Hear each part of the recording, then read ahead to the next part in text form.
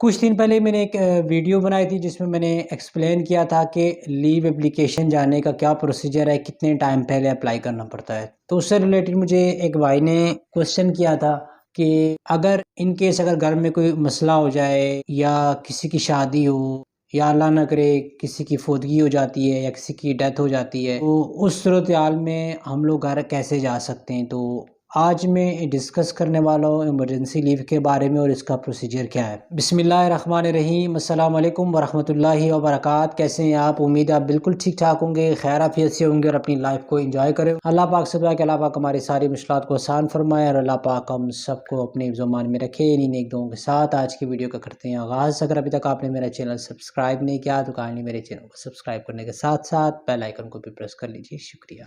चले चलते हैं वीडियो की तरफ। टॉपिक शुरू करने से पहले कुछ ज़रूरी बातें जो मैं आपको बताना चाहता हूँ कि इमरजेंसी जो होती है वो किसी के साथ भी हो सकती है और रियल इमरजेंसी की मैं बात कर रहा हूँ, क्योंकि अगर 10 बंदे इमरजेंसी लीव जाते हैं तो 10 में से 3 बंदे की जो रियल इमरजेंसी होती है, बाकी किसी ने शादी अटेंड करनी होती है या किसी ने वैसे ही घर जाना होता है या किसी का कोई छोटा मोटा काम होता है या किसी को अपने बच्चों का वो मद लगा होता है तो चले जाते हैं, बच्चों से मिलने चले जाते हैं। लेकिन जो रियल इमरजेंसी है उसके बारे में मैं थोड़ा सा डिस्कस करना चाह रहा हूँ, क्योंकि जो लोग जिनकी इमरजेंसी नहीं है वो ऑलरेडी प्रिपेयर्ड होते हैं, लेकिन अगर आपकी रियल एजेंसी है तो डेफिनेटली बंदा प्रिपेयर्ड नहीं होगा उसके लिए। तो उसके बारे में मैं स्पेशली कुछ बातें करना चाहता हूँ। देखिए, हमेशा अपने पास पैसा सेव रखें। हमेशा जो भी मुझे दोस्त मिलता है मैं उसे यही रिक्वेस्ट करता हूँ कि कम अज़ कम आपके पास घर जाने के जो टिकट का एक्सपेंस होता है वो आपके पास अपनी जेब में होना चाहिए।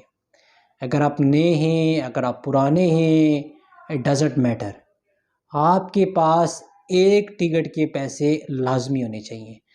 देखें, अगर आपकी इमरजेंसी हो जाती है, आपको कंपनी पासपोर्ट भी दे देती है, लेकिन जब आपके पास पैसे नहीं होंगे तो आप टिकट कैसे लेंगे? कंपनी आपको टिकट तो नहीं देगी, टिकट आपको खुद लेना पड़ेगा। तो इसलिए एक सैलरी एक सैलरी आप अपने कार्ड में रख के भूल जाएं और उसको टच ना करें। यूँ समझें कि वो मेरा पैसा नहीं है। जिसमें अल्लाह ना करे कि आपके घर में कोई रियल इमरजेंसी आ जाए, किसी की डेथ हो जाए या कुछ और कोई इशू आ जाए, आपको इमरजेंसी वेकेशन जाना पड़े, तो एटलीस्ट आपके पास टिकट के पैसे होने चाहिए। ना कि आप लोग उसे मांगते फिरें कि भाई मेरे घर में इमरजेंसी है और मुझे टिकट चाहिए, कभी एक से मांगे कभी दूसरे से मांगे। तो ये जो है आपने अपने पास एटलीस्ट 1 सैलरी अपनी कार्ड में सेफ रखनी है और जो होनी चाहिए मिनिमम 1500 दिरहम, यानी कि 1500 दिरहम आपके कार्ड में हमेशा आना चाहिए।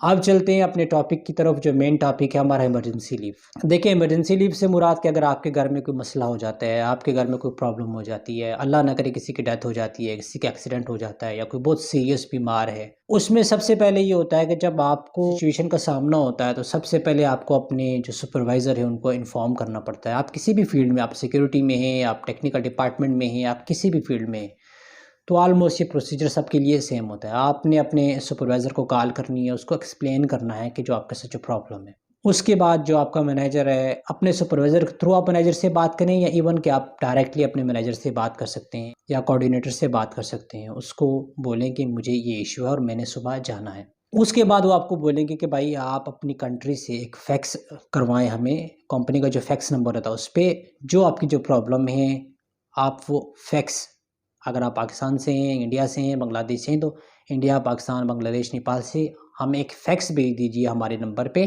जो भी आपको प्रॉब्लम है या जो भी इशू है आपकी कंट्री में। ये एक लीगल प्रोसेस होता है, एक प्रॉपर प्रोसेस के थ्रू ये सब कुछ होता है। ऐसा नहीं कि आपको पासपोर्ट मिल जाता है एकदम।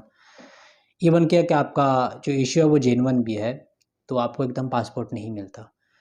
तो अब यहाँ पे फैक्स की ज़रूरत क्यों पड़ती है? फैक्स की ज़रूरत इसलिए पड़ती है कि क्योंकि ईमेल आईडी मैं किसी की बना के मैं मेल सेंड कर सकता हूँ। फैक्स इसलिए ऑथेंटिक माना जाता है क्योंकि वो आप यहाँ से फैक्स नहीं कर सकते। जब आप वहाँ से फैक्स करेंगे तो मतलब आपके पीछे से किसी ने फैक्स किया है और आपकी कंट्री का फैक्स नंबर होगा। तो ईमेल एड्रेस आप कहीं भी बैठ के ईमेल एड्रेस को आप ऑपरेट कर सकते हैं, किसी को भी मेल सेंड या रिसीव कर सकते हैं। उसके बाद जब कंपनी को फैक्स मिलता है तो फिर कंपनी आपका पासपोर्ट प्रोसेस करती है और विद इन 2 से 3 घंटे में आपको पासपोर्ट मिल जाता है। तो उसके बाद आप टिकट ले लेते हैं और ज़ाहिर-सी बात है कि टिकट आप पे डिपेंड करता है कि आप उसी दिन का लेते हैं, उसी रात का लेते हैं या आपकी जो इमरजेंसी होती है उस पे डिपेंड करता है कि सिचुएशन कितनी क्रिटिकल है आपके लिए। तो आपने हमेशा पैसा अपने पास अपना सेफ रखना है और बस मेरी यही दुआ है कि अल्लाह पाक जितने भी परदेसी लोग हैं, जितने भी हमारे भाई काम करते हैं, जितने भी लोग यहाँ पे हैं या दुनिया के किसी कोने में, अल्लाह पाक हम सबको अपनी ज़ुबान में रखे और अल्लाह पाक ऐसे सिचुएशन ही ना लाएँ जहाँ पे हमें इन चीज़ों का सामना करना पड़े और अल्लाह पाक हमारे घर वालों को, हमारे जितने भी देखने वाले हैं उनको अपनी अपनी ज़ुबान में रखे। और बस एक थी ये छोटी-सी इन्फॉर्मेशन मैंने कहा चलो आपके साथ शेयर कर दूँ। मिलते हैं इंशाल्लाह किसी नेक्स्ट इन्फॉर्मेटिव वीडियो में, तब तक के लिए अपना बहुत सारा ख़्याल रखिएगा, दुआ में याद रखिएगा। अल्लाह हाफ़िज़।